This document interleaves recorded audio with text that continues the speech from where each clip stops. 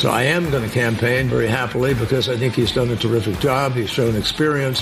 He's kept us from, having a complete breakout of uncontrolled war in many regions.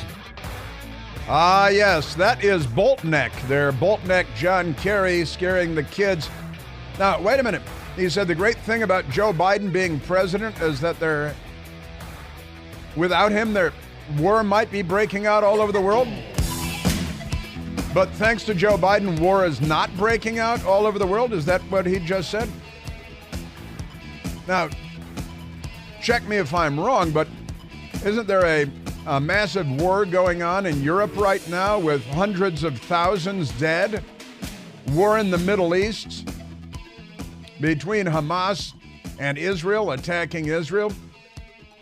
Hezbollah attacking Israel. Iran behind the curtain, funding and arming with U.S. dollars given to the Iranian mullahs by Joe Biden and by Barack Obama on a larger scale. And aren't we just weeks away from a nuclear weapon in the hands of the Iranians, according to a nuclear expert? And, oh, by the way, the Houthis, because we just bombed the Houthis again. That is so dumb. That is so profoundly, sickeningly ignorant. That is so diametrically opposed to what is true that I think we're going to have to play John Boltneck Kerry again, just so that everyone can hear it clearly, because this is truly extraordinary. These people lie. Again, they're looking for one-legged, mentally deficient dwarves to be your air traffic controllers. They think pilots should be chosen based on their race and their genitalia, which does not have anything to do with your gender. The mental cases are in charge of everything. And here's Boltneck. Now, he's in Davos for the World Economic Forum.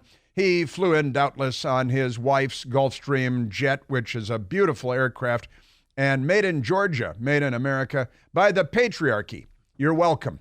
And Boltneck, he went flying over there on his wife's private jet. He didn't earn the money himself. He has never done anything helpful or useful. But he flew over on his wife's Gulfstream jet. She inherited it from her late husband, the Heinz ketchup heir and Heinz food fortune. But never mind that. He married into it. His last wife was worth hundreds of millions of dollars. His current wife is billions of dollars. He knows how to marry. I'll give him that. And here's Boltneck in Davos, having flown over on the Gulfstream jet, saying that thank God Joe Biden is in the White House, because otherwise there might be war all over the world. So I am going to campaign very happily because I think he's done a terrific job. He's shown experience. He's kept us from, having a complete breakout of uncontrolled war in many regions. He's kept us from having a complete breakout of uncontrolled war in many regions. How many regions are there? That is astonishing. And the Bloomberg dimwit was sitting there looking like an idiot. Yeah, thank God Biden's in the White House. Otherwise, there might be war all over the place. Didn't we? We just bombed Yemen again in the last 24 hours. Israel is at war. They're pulling troops out of Gaza because Lebanon is attacking them from the north. Ukraine is at war, bordering NATO countries, with Putin's Russia. Putin is a commie. The Chinese are champing at the bit to go in and take Taiwan because they just elected the wrong guy that doesn't meet with Beijing's approval. Just extraordinary. Also, we've got more from Boltneck in Davos.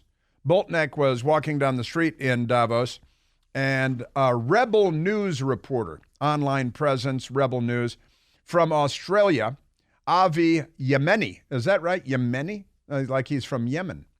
Avi Yemeni, asked Kerry about his carbon footprint because, the Davos World Economic Forum, which is the left-wing globalist circle fest. And they go there on their private jets. They all fly on private planes. And then they complain about everybody else driving combustion engine cars and things like that, but they won't build any new power plants because it's, you know what you can do. But in any event, the Davos gang, I'm told that there are 1,000 private jets that went in for Davos once again, and that's pretty normal. The private jet scene, and look, private jets are wonderful. I'd love to have a Gulfstream jet. I'd use it all over the place. I wouldn't lecture you about not using your four-cylinder automobile as these people do, but were it not for double standards, liberals, of course, would have no standards at all. Extraordinary stuff. The World Economic Forum kicks off in Davos, Switzerland, with global elites likely to face flack for private jets. Just saying, because what's the problem with that? And they all fly down in private jets, and then they tell you to not drive four-cylinder cars. Pretty amazing stuff. And Boltneck is certainly one of those people.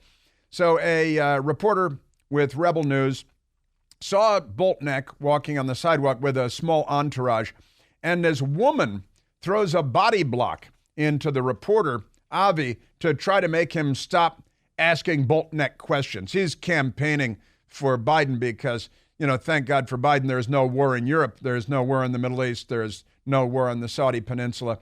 We're not waiting for China to attack Taiwan. Everything is great, right? Are they that pathologically dishonest, or are they that stupid? Those are the only possible answers.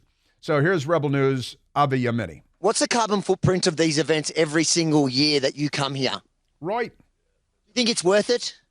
Peasants pay for your crimes? That's a stupid question. Is it really? That's a stupid question. Don't you know who I am?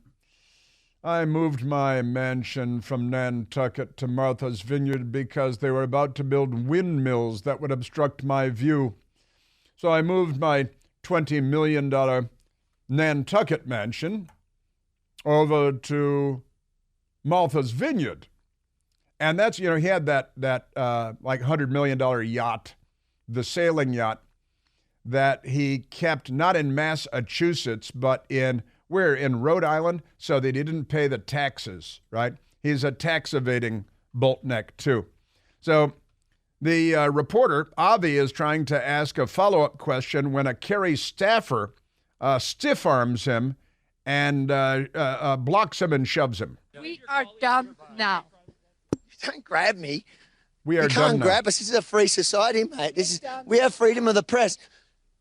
Why do you think you're more important? Your carbon footprint doesn't matter, but everybody else around the world Suggested that. Nobody ever suggested that. Don't make up stupid questions. being here suggests that. Second time. You being here every single year and doing this suggests that. And I have done a huge amount. Listen, to reduce now emissions. it's finished, please. Why can't I ask him questions? Who are you?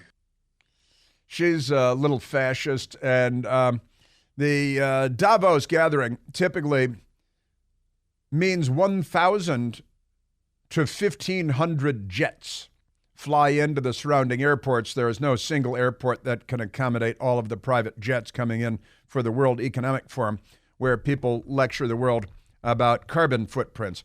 And this woman, no less. You know, you're going to play like the boys. Gosh, maybe you're going to get pushed back.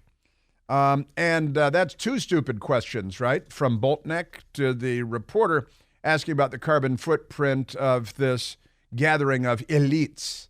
I don't like that word, but it certainly applies for these people. And good for Rebel News and good for Avi for getting the job done there. That's great stuff. And he said, well, that's he's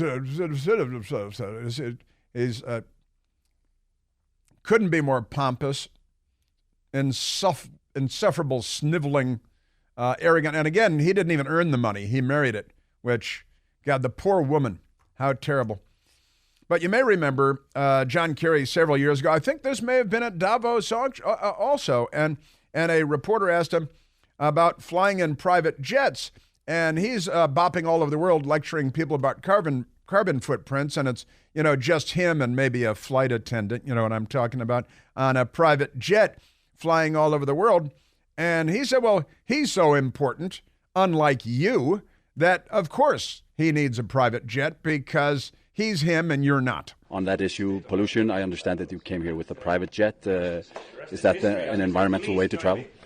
If you offset your carbon, it's the only choice for somebody like me who is traveling the world to win this battle. See, it's the only one for somebody like me. He's traveling the world to win this battle. But you're polluting more than the country of Burkina Faso, which ought to be noted as well. You're a Democrat party. Aren't they extraordinary? Yes, they are.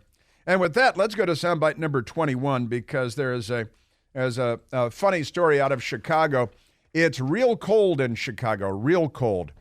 And a couple of days ago, I think I told you I was texting with my brothers in Chicago. They sent me a screen grab of the WGN weather, and it was 27 degrees below zero in Chicago when I was texting with my brother. And, that's no joke. That's cold. Global warming would be good if you live in Chicago. Hey, throw us a little global warming, would you? We can take it. But the Teslas and other electric cars couldn't charge because it was so cold, everything froze. And, when you're in your normal car, combustion engine car, you turn on your engine, the combustion engine is going, it heats up, and then a fan blows across the heated engine block, and that's where the heat in your car comes from. No such thing with a Tesla or an electric car. The engine block is not there to heat up, so there is no heat source. So the battery has to provide heat, which kills your battery lickety-split, as Chaz Mona likes to say when she's driving her Tesla. Is Chaz a her or a him? I don't know. And the other, you got a GM electric car, a Volt, a Chevy Volt,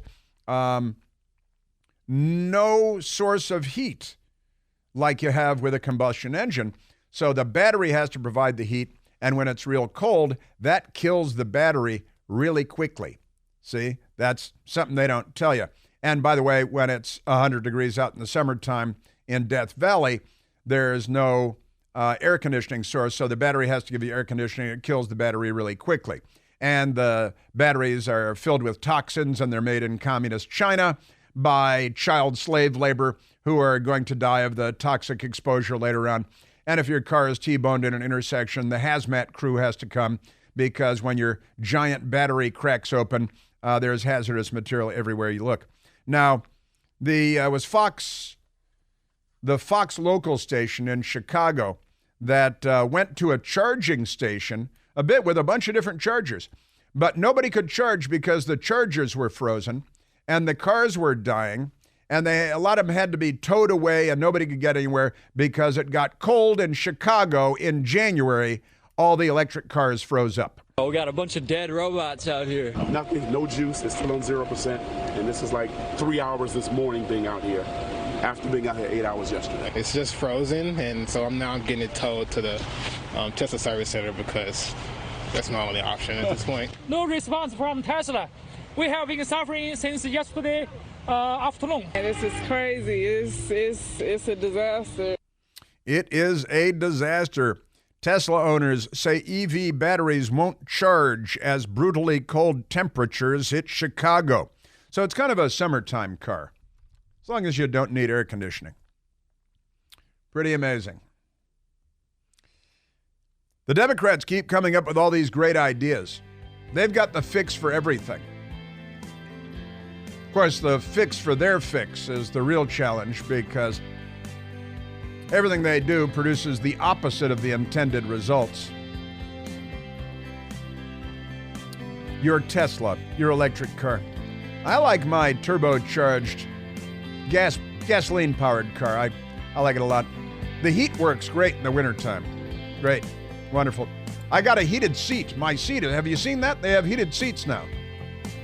That's pretty great. It's my first car ever with a heated seat. It's kind of exciting for me. That's great. And John Kerry is important. He needs to go from place to place by private jet.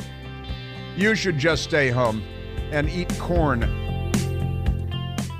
Hey, it's Chris Plant. Excited to tell you about our July 2024 Listener Sea Cruise. We'll be sailing around the British Isles, visiting Scotland and Ireland. Please join us. Visit ChrisPlantCruise.com.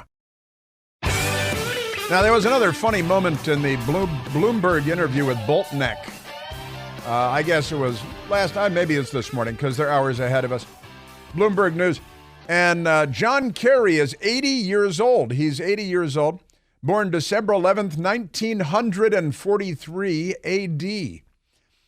And he's talking to this Bloomberg fluffer, and they agree that John Kerry is campaigning for Biden to get the youth vote out. There's reporting that you're stepping down to actually go work for the campaign to get out the climate vote, the youth vote. How successful do you think you can be in that position when the youth think that this is a president that is too old and too out of touch to lead them, especially also when it comes to a foreign policy issue like Gaza? Very fair, and it's a great question. And you're 80. And the president's 81.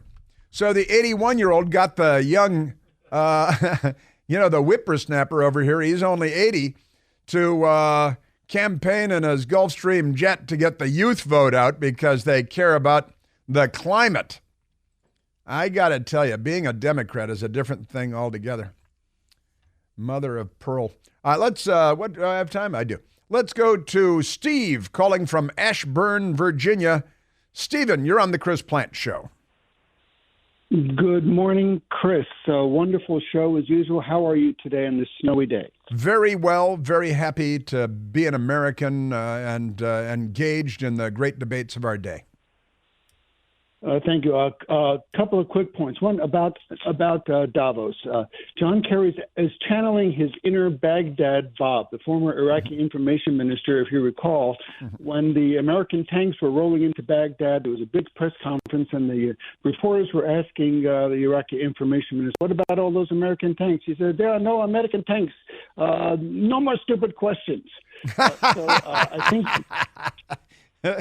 think he's channeling his inner Baghdad Bob. That's thing one. Thing two, I have been to Davos during the World Economic Forum. I wasn't invited, but I happened to be there and I was skiing. I flew there on a big commercial jet and I took a commercial bus. So my carbon footprint was probably excessive, but what the hell? I was skiing, and I ran into Richard Quest, formerly of CNN, on the street one day, and he was interviewing somebody. Then I went up and talked to him, but that was my only brush with fame when I was in Davos. But I thought I'd just throw that out. That is fun. That's great fun. Richard Quest. There are so many stories to tell about him being caught in Central Park with drugs and sex toys and a noose around his... I'll leave it at that.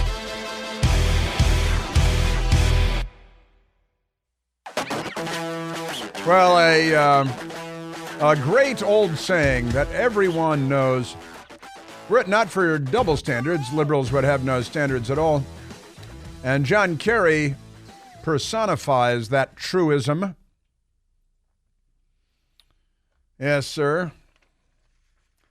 Yeah, and Steve, who was just on the line, talking about Baghdad Bob. You know, that's why I call Cobble Kirby, because he's a spinoff of Baghdad Bob, of course. And Steve said he's been to Davos. He was there at the time of the World Economic Forum, but not for the World Economic Forum. And he was there to ski.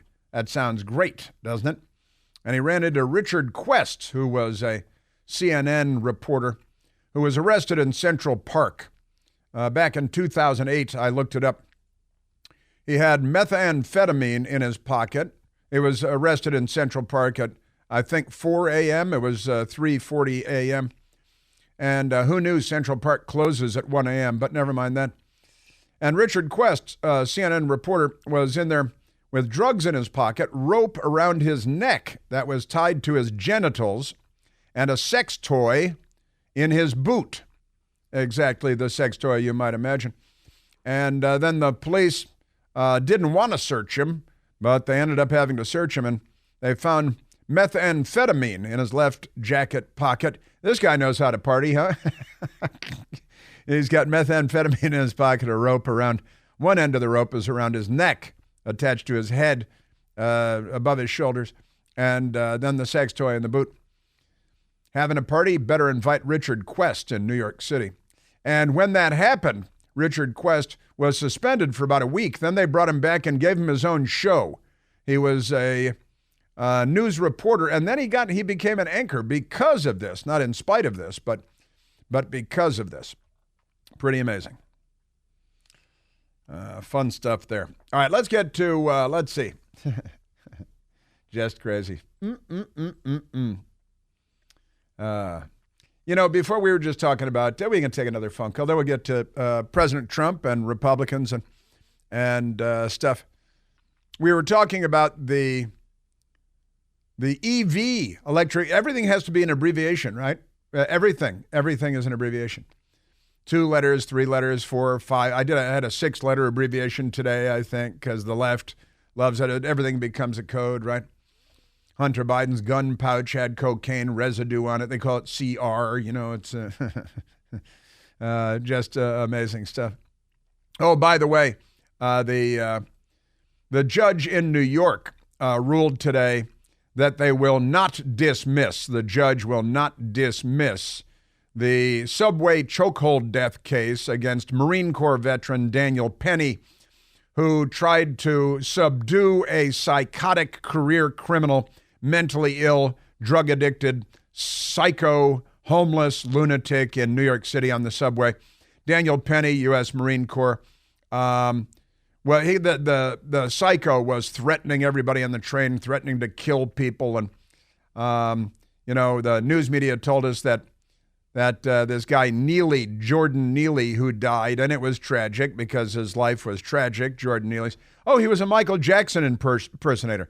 No, he's a drug-addicted, mentally ill, psychotic who could get a job at the FAA. He could definitely get a job at the FAA with Joe Biden. But the judge has denied a motion by attorneys for Daniel Penny, the U.S. Marine veteran, who placed Jordan Neely in a deadly chokehold aboard a New York City subway train last year. And his lawyers wanted the case dismissed. He's been charged with manslaughter. And the judge said, no, you're a white Marine. We're going to lynch you because we are all transgender, drug-addled leftists. And we're turning the whole city of New York into a sanctuary for mentally disturbed, drug-addled leftists who may suffer from dwarfism because they all work at the FAA. He's on the subway impersonating Michael Jackson, who was close to me. As you know, Michael used to come up to National Action Network. I preached Michael's funeral. Yeah, and that made him very happy. That's the Reverend Al Charlatan. And he was an impersonator of Michael Jackson, who I was personally acquainted. I was a personal friend of. That's you guys. And we were talking about Chicago, where the Teslas all froze, and it's kind of funny, and then it's kind of not, because, the Democrats, the left, they come up with all these amazing, great ideas, and then when implemented, they're always a catastrophe, a disaster, because the left, again, Tesla owners say EV batteries won't charge as brutally cold temperatures hit Chicago, which happens every year about this time. And with that, let's go to a telephone call. Let's go to Joe, calling from Purcellville, Virginia. Joseph, you're on the Chris Plant Show. Yeah, hi, Chris. This whole battery situation is much worse than you think. You can't charge a cold battery. The dirty little secret is that you have to warm up the battery before you charge it, and that's for 30 to 45 minutes. Now, the catch-22 is that if your battery is completely dead, which is the worst thing that can happen to a Tesla battery, you can't have any charge to heat up the battery. So if you're stuck somewhere where there's no charger, you can't even get enough current to cause this heating effect. If you try to, can damage the battery permanently by trying to heat up by trying to charge it when it's cold. The same thing is true when it's very warm. So this is a science experiment that's gone wrong. This is dirty. If you look into the various websites, you'll see that the Tesla owners talk about this, but they really offer no solution. And you, as I understand it, are an engineer, and you're familiar with, you've worked in this arena. I'm an electrical engineer, and I've spoken on this before. This whole thing is a ridiculous science experiment because you're essentially generating the energy with 60% fossil fuels, 20% nuclear, and only 20% renewable. So you got to burn the coal, oil, natural gas to generate the energy anyway.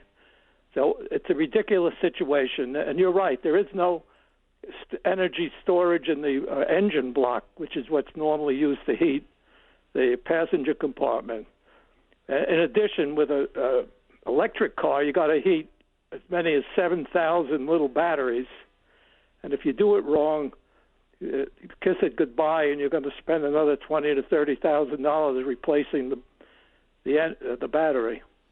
And if you live in Chicago or in Minneapolis or in Fargo, you definitely don't want one of these. You definitely want an 8-cylinder engine block to save your life.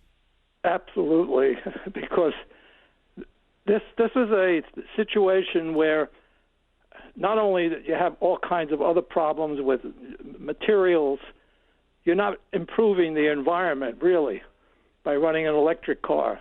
Well, and you're right that it really runs on coal, because when you plug it in, and we had this great audio that we played a couple of years ago out of Lansing, Michigan, when the GM, the General Motors lady, came out to unveil their new electric car, and a reporter there asked, where does the energy come from? And she said, the wall. She said, the wall.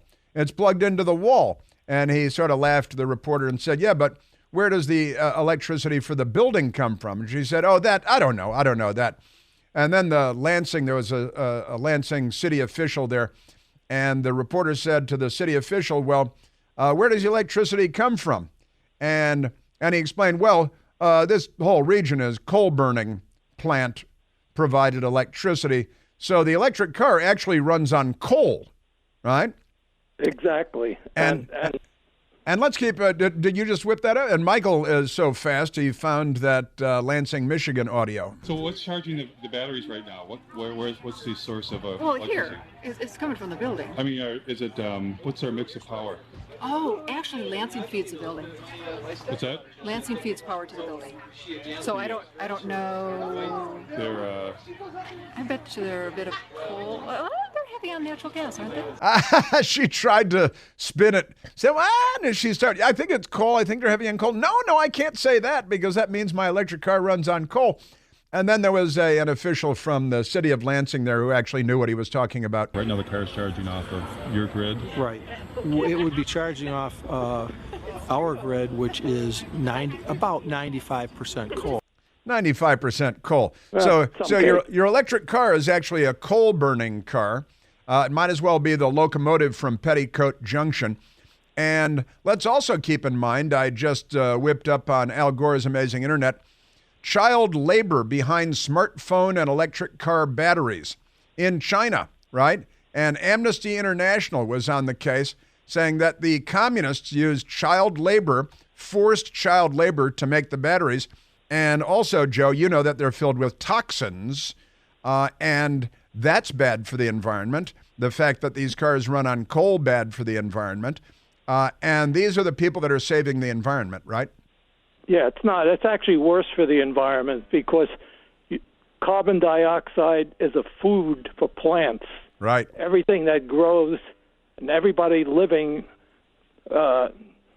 needs carbon dioxide. Yeah. It's amazing that we are allowing this to happen.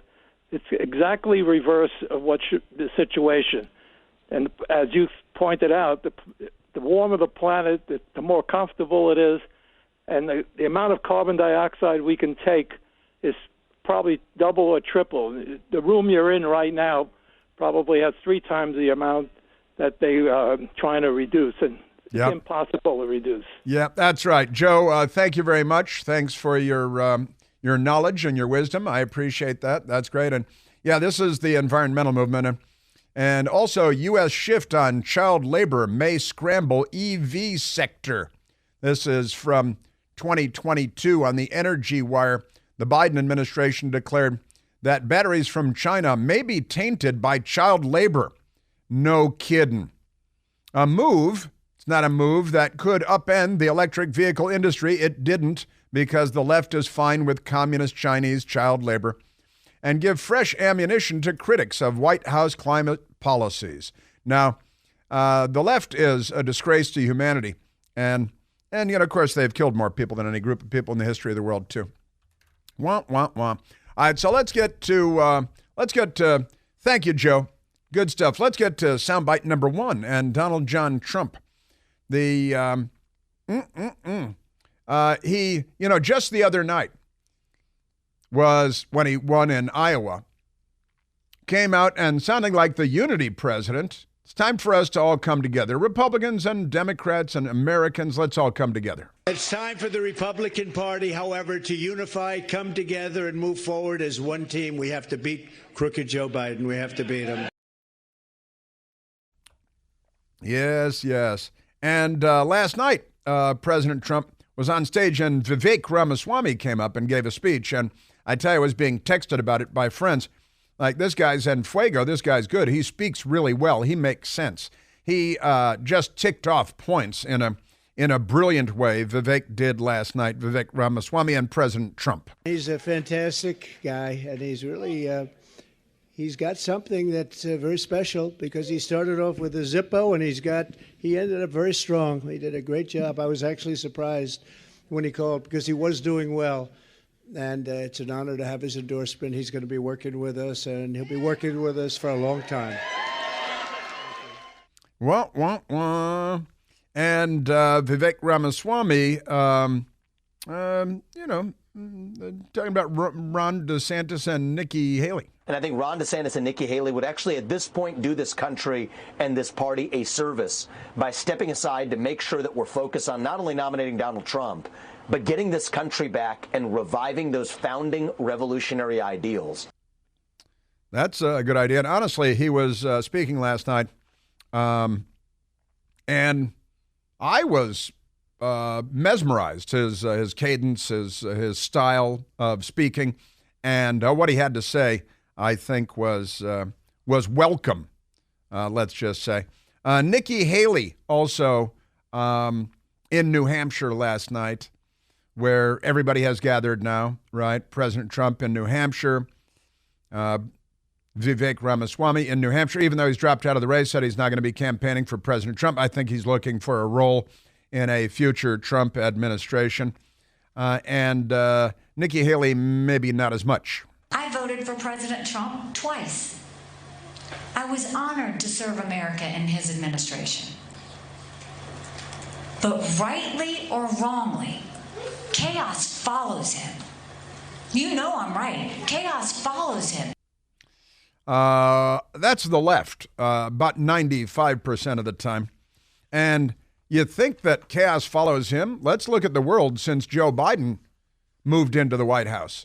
Again, Boltneck is saying, well, there is no war under Joe Biden around the world. Well, there was no war under President Trump, and the moment Joe Biden came in, the whole damn world is at war, and everybody spends their dinner table time talking about the coming World War III or the next Democrat-inspired Civil War. I'm glad you voted for President Trump twice, Nikki, but no, it's not chaos following him. He, has an off-the-cuff quip every now and then, but chaos is the left rioting from coast to coast and burning our cities and overturning police cars and killing dozens of people. And, oh, look what I've done to the clock again. I just keep doing this. I need a longer show, don't I? Yes, I do. I should probably get a show at Netflix and go on there at night. I think I will. Great stuff. Yes, sir.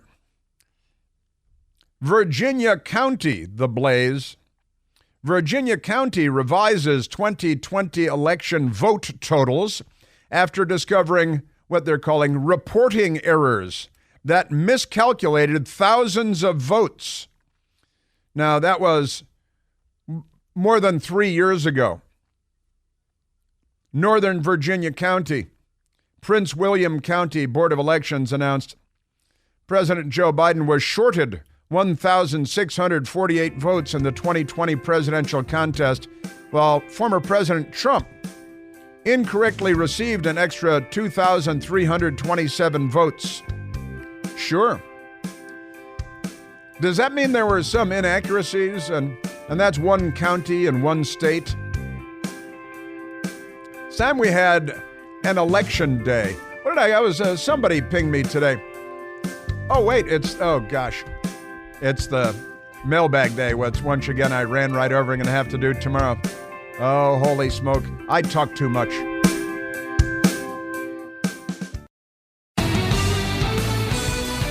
In the city of Houston, Texas, there is a professional football team called the Texans.